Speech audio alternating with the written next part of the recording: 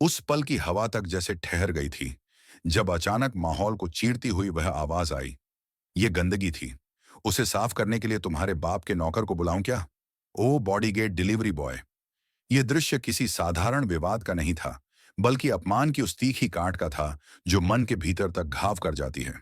उस जगह की हर दीवार, हर टेबल, हर चमकता हुआ फर्श इस बात का गवाह बन रहा था कि कैसे आर्थिक कमजोरियों के नाम पर इंसान की इज्जत को कुछ लोग यूं ही मिट्टी में मिलाने की कोशिश करते हैं।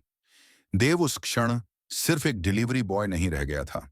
वह एक संघर्षशील इंसान की पहचान था, जिसकी मेहनत को किसी ने अपने घमंड के तले कुचलने का प्रयास किया।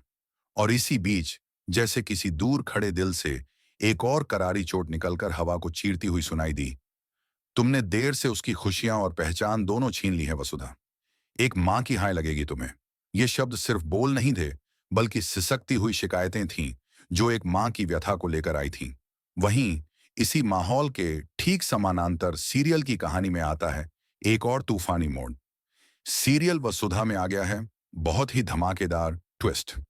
जैसे दर्शक पहले से ही तनाव में डूबे हों और अब उन्हें एक नया भावनात्मक झटका महसूस होने वाला हो। कहानी आगे सरकती है और पर्दे पर खुलता है अगला अहम पड़ाव, जहां पर अब जो चंद्रिका है उसने बद्दुआ दे दी है।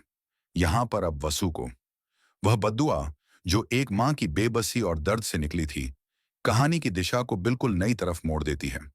जैसे जैसे यह दृश्य आगे बढ़ता है, यह साफ नजर आता है कि जी हां, आपको बता दें कि सीरियल में बहुत ही इंटरेस्टिंग ट्विस्ट आ चुका है, जिसकी वजह से कहानी का वातावरण और ज्यादा तनावपूर्ण हो चुका है।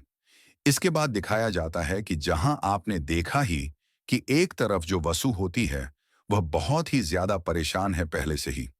उसका चेहरा, उसकी आंखें, उसकी थकी हुई सांसें, सब ये बता देती हैं कि जीवन की कठिनाइयां उसे लगातार दबाती जा रही हैं, लेकिन फिर भी वह टूटती नहीं है।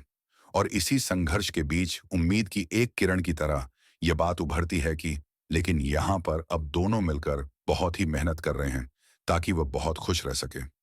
ये लाइन दो लोगों के साथ मिलकर अपने भविष्य को संवारने की जिद का प्रतीक बन जाती है। उनके सपने भले छोटे हों, लेकिन उन्हें जीने की इच्छा बहुत बड़ी है।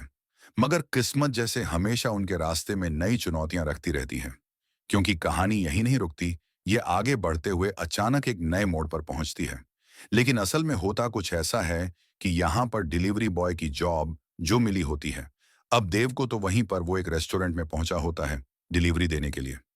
यह दृश्य देव के संघर्ष की एक और परत दिखाता है, जहां वह अपनी मेहनत से एक साधारण सी जिम्मेदारी निभाने गया था, लेकिन यही मामूली सा काम आगे चलकर एक बड़े अपमान का माध्यम बन जाता है, जो कहानी में आगे बहुत गहराई तक असर करता है।